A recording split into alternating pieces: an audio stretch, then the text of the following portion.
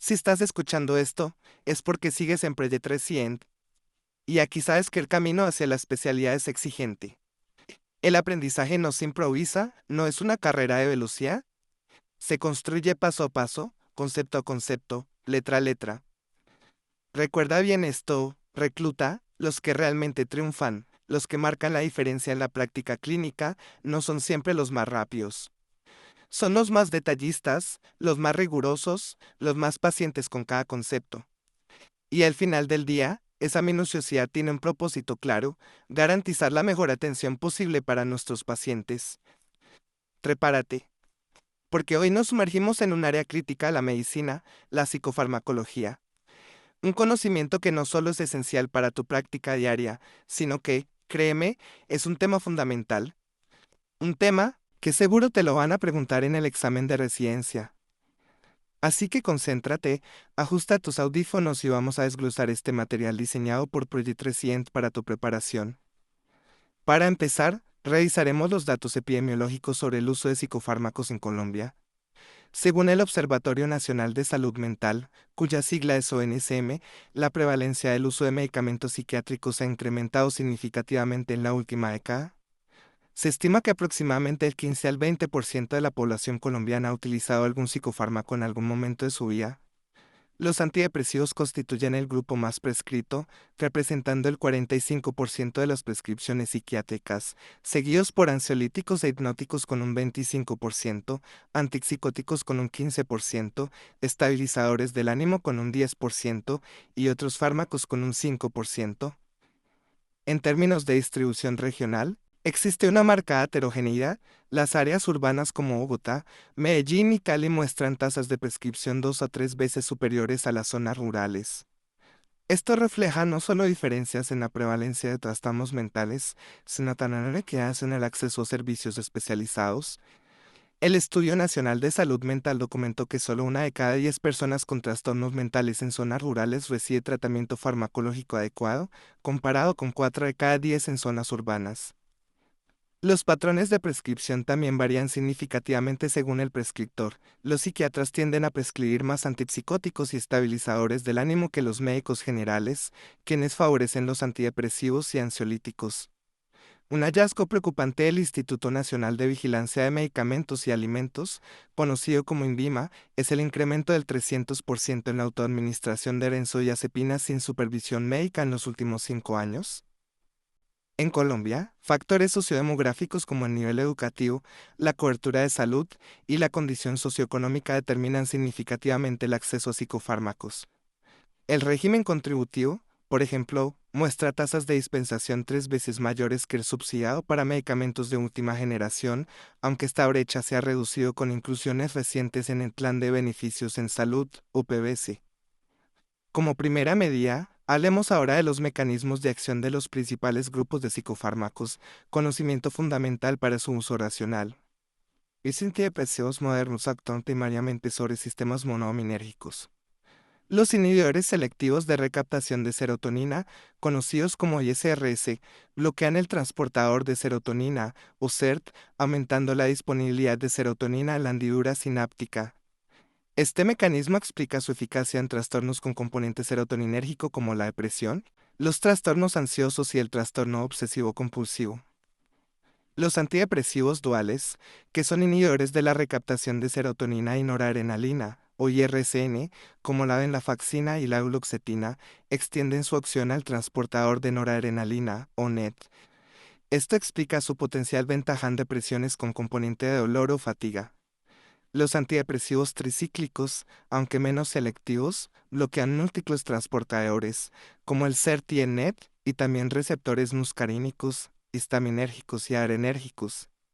Esto explica tanto su amplio espectro terapéutico como su elevado perfil de efectos adversos.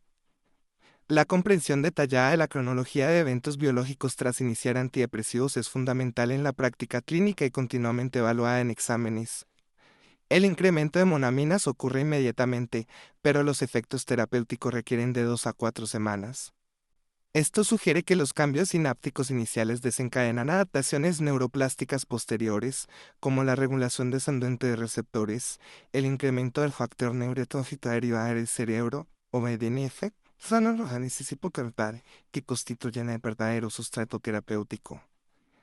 Los antipsicóticos actúan principalmente como antagonistas de receptores dopaminérgicos de 2, especialmente la vía mesolímbica, explicando su eficacia en síntomas positivos de la esquizofrenia. Los antipsicóticos de segunda generación añaden un antagonismo serotoninérgico 5-HT2A significativo que modula el bloqueo dopaminérgico. Esto reduce los efectos extrapiramidales y potencialmente mejora los síntomas negativos y cognitivos. El aripiprazol introduce el concepto de agonismo parcial de 2, actuando como antagonista en áreas de alta concentración dopaminérgica, como la vía mesolímbica, y como agonista donde la dopamina está disminuida, como la vía mesocortical. Los estabilizadores del ánimo como el litio tienen mecanismos complejos y múltiples: inhibición de la inositol monofosfatasa, modulación de la señalización por proteína G, regulación de la glucógenosinasa quinasa 3 beta o GCK 3 beta y efectos neuroprotectores vía BDNF. El ácido valproico modula canales iónicos, potencia el GABA, que es el ácido gamma-aminobutírico, y afecta la señalización por inositol. La carbamazepina y la lamotrigina estabilizan membranas neuronales mediante el bloqueo de canales de sodio voltaje dependientes, con la lamotrigina ejerciendo efectos adicionales sobre la liberación de glutamato. Los ansiolíticos benzodiazepínicos potencian la neurotransmisión GABAérgica uniéndose a un sitio específico en el receptor GABA, incrementando la frecuencia de apertura del canal de cloro asociado. Este mecanismo explica sus efectos ansiolíticos, hipnóticos, anticonvulsivantes y miorrelajantes, así como el desarrollo de tolerancia y dependencia. La uspirini, ansiolítico no benzodiazepínico, actúa como agonista parcial de receptores 5-HT1 serotoninérgicos. Esto explica su perfil singular, que incluye eficacia ansiolítica sin sedación, tolerancia o dependencia, y su latencia terapéutica de 1 a 2 semanas. Continuemos ahora con las indicaciones clínicas de los psicofármacos en los principales trastornos psiquiátricos. Para los trastornos depresivos, los ISRS constituyen la primera línea por su balance favorable entre eficacia y seguridad.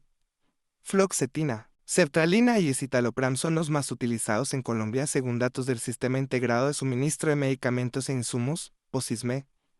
El escitalopram, en particular, muestra ventajas en el perfil de interacciones y eficacia según metaanálisis adoptados por la Asociación Colombiana de Psiquiatría, UACP.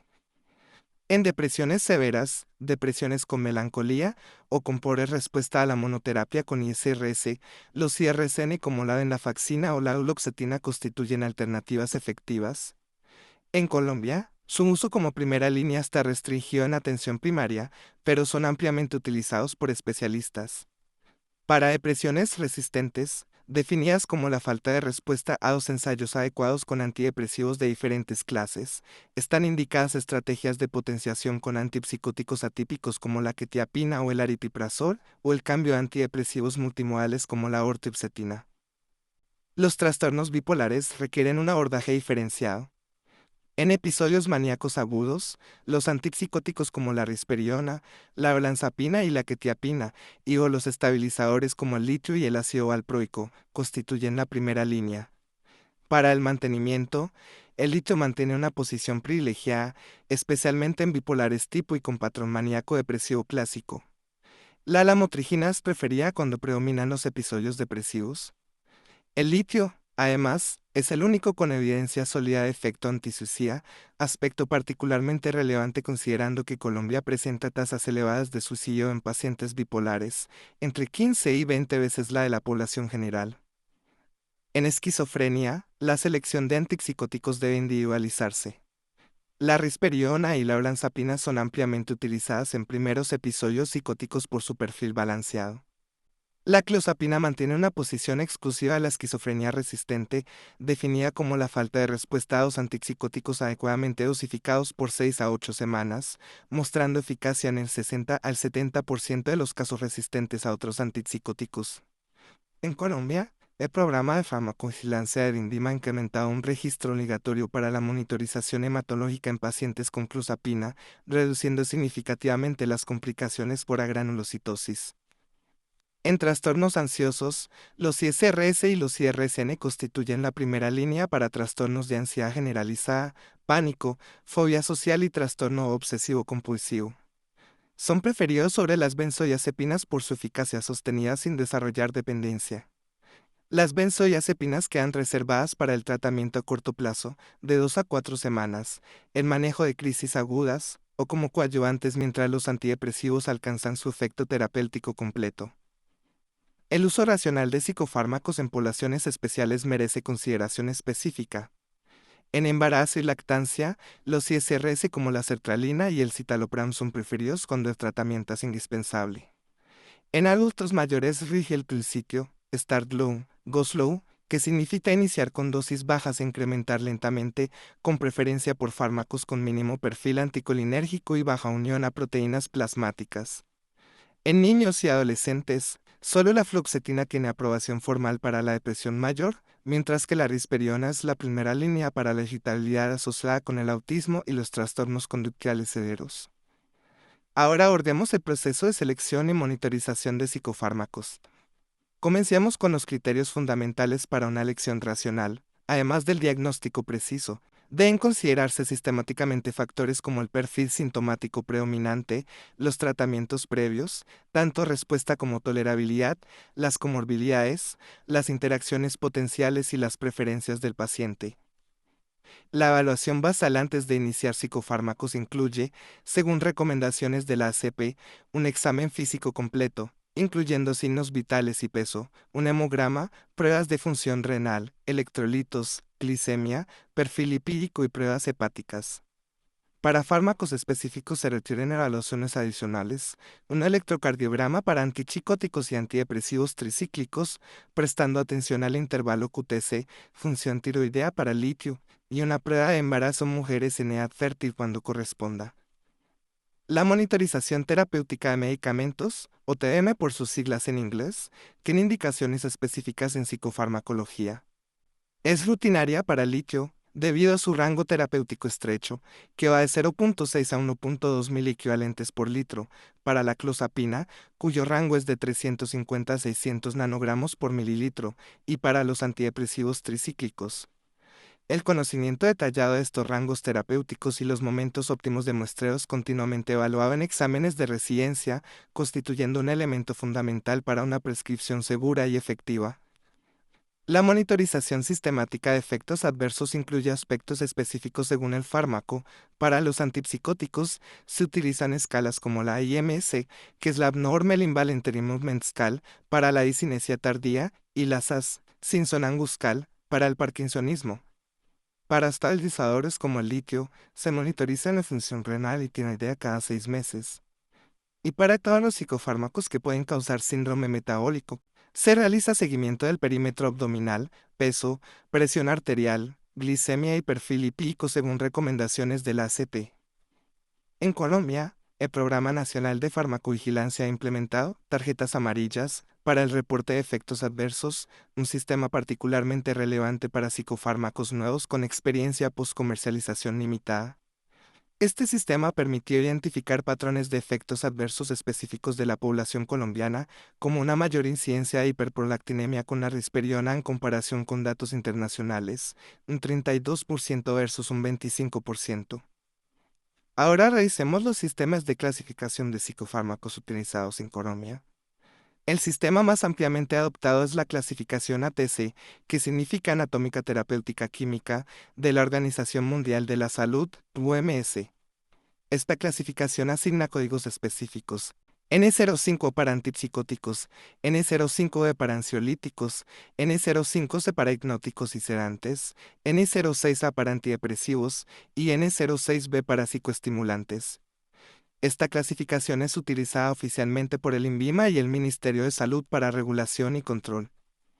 En la práctica clínica colombiana, siguiendo lineamientos de la ACP, los antidepresivos se clasifican en ISRS como fluoxetina, sertralina, citalopram, escitalopram, paroxetina, fluoxamina, IRSN como venlafaxina, duloxetina, desvenlafaxina, antidepresivos atípicos o multimodales como mirtazapina, trazodona, agomelatina, vortioxetina, bupropión, tricíclicos como amitriptilina, imipramina, clomipramina, e inhibidores de la monoaminoxiasa o IMAO, que actualmente son poco utilizados por Interacciones y restricciones dietéticas. Los antipsicóticos se dividen en primera generación o típicos, como aloperiol, pimosida, trifloperacina, caracterizados por un alto antagonismo de dos y significativos efectos extrapiramidales, y segunda generación o atípicos, como risperidona, olanzapina, quetiapina, clozapina, aripiprazol, paliperiona, ciprasiona, acenapina, que añaden un antagonismo 5-HT2 significativo al bloqueo de 2, reduciendo los efectos extrapiramidales, pero frecuentemente aumentando el riesgo metabólico. Los estabilizadores del ánimo incluyen litio, anticonvulsivantes con propiedades estabilizadoras, como valproato, carbamazepina, lamotrigina, topiramato, y antipsicóticos atípicos con aprobación para el trastorno bipolar. Las guías colombianas, alineadas con la Canadian Network Formula Anxiety Treatments, UCANMAT, y la World Federation of Societies of Behavioral Psychiatry, WFSBP, estratifican estos fármacos en niveles de evidencia, ubicando el litio, el valproato y ciertos antipsicóticos atípicos en primera línea para la manía, y el litio, la lamotrigina y la quetiapina para la depresión bipolar. Los ansiolíticos se clasifican principalmente en benzodiazepínicos, como clonazepam, alprazolam, lorazepam, diazepam, y no benzodiazepínicos, como muspirona, pregabalina. Los hipnóticos incluyen benzodiazepinas, como temazepam, triazolam, agonistas de receptor de benzodiazepinas, como solpiem, sopitlona, y otros como trazodona, utilizada fuera de indicación, y melatonina. Esta clasificación tiene importantes implicaciones terapéuticas y regulatorias en Colombia. Por ejemplo, ciertos antipsicóticos y típicos y antidepresivos de última generación requieren una justificación no pos. Este término no pos se refiere históricamente a medicamentos no incluidos en el Plan Obligatorio de Salud, que ahora se conoce como Plan de Beneficios en Salud o PBS. Mientras tanto, el litio y SRS seleccionados y antipsicóticos típicos están universalmente disponibles. Conocer estas categorías y sus implicaciones prácticas en el sistema de salud colombiano resulta esencial para una prescripción efectiva y sostenible. Vamos ahora a revisar las consideraciones prácticas de dosificación y administración de psicofármacos en el contexto colombiano. Los ISRS generalmente se inician a dosis moderadas: fluoxetina 20 mg por día, sertralina 50 mg por día, escitalopram 10 mg por día, con incremento según la respuesta y la tolerabilidad. En Colombia, la fluoxetina destaca por su costo-efectividad y amplia disponibilidad en todos los niveles asistenciales, mientras que el escitalopram ofrece ventajas en pacientes con comorbilidades médicas por su menor potencial de interacciones. Para los antipsicóticos, una dosificación inicial conservadora minimiza los efectos adversos: risperidona 1 a 2 mg por día, olanzapina 5 a 10 mg por día, quetiapina 25 a 50 mg por día, con titulación gradual hasta alcanzar la respuesta o la tolerancia. Las formulaciones de acción prolongada, como risperidona, paliperiona y aripiprazol inyectables, están indicadas para pacientes con adherencia problemática, ofreciendo intervalos de administración de 2 a 4 semanas. En Colombia, el Plan de Beneficios en Salud cubre estas formulaciones mediante un proceso de justificación cuando hay documentación de falta de adherencia o recaídas frecuentes. Para los estabilizadores, el litio requiere dosificación guiada por niveles séricos, típicamente iniciando con 300 mg cada 12 horas, ajustando según la litemia, que se monitoriza 5 a 7 días después de cada cambio de dosis, en una muestra tomada de 12 horas postdosis.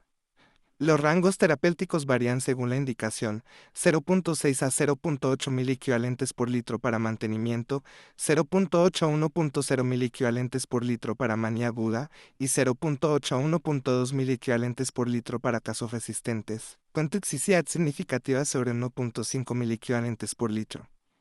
El valproato típicamente inicia con 250 a 500 miligramos cada 12 horas, titulando según la respuesta clínica y los niveles séricos, que deben estar entre 50 y 125 microgramos por mililitro. En poblaciones especiales como las comunidades indígenas colombianas, estudios locales sugieren un metabolismo diferencial de ciertos psicofármacos, posiblemente por variaciones genéticas en sistemas enzimáticos del citocromo P450, conocidos como CYP. Por ejemplo, Las poblaciones en Verá y Guayú muestran respuesta a dosis más bajas de olanzapina, 7.5 miligramos por día versus los 10 a 15 miligramos por día habitualmente recomendados, con efectividad comparable. Este hallazgo está alineado con polimorfismos CYP1-2 documentados en estas poblaciones. Una consideración importante en el contexto colombiano es la disponibilidad y el costo. El Ministerio de Salud ha implementado un programa de regulación de precios para psicofármacos de alto costo, reduciendo las barreras económicas. Adicionalmente, programas específicos garantizan el acceso continuo a tratamientos críticos como la clozapina y los inyectables de larga duración en pacientes con trastornos mentales severos, reduciendo hospitalizaciones e institucionalizaciones. En situaciones de desplazamiento forzado y conflicto armado, frecuentes en ciertas regiones colombianas, la ACP ha desarrollado protocolos específicos para el manejo de trauma y estrés postraumático, priorizando los ISRS, como la sertralina y el escitalopram, para los síntomas nucleares, junto con Prezosine para las pesadillas traumáticas. Intervenciones psicosociales integradas. Una consideración práctica fundamental en la prescripción psiquiátrica es el abordaje de efectos adversos comunes. Para la náusea inicial con ISRS, las recomendaciones incluyen la administración con alimentos y, temporalmente, un antiemético si es necesario. Para la disfunción sexual, las estrategias incluyen la reducción de dosis, el cambio de alternativas con menor impacto sexual, como el bupropión o la mirtazapina, o la adición de bupropión como antídoto.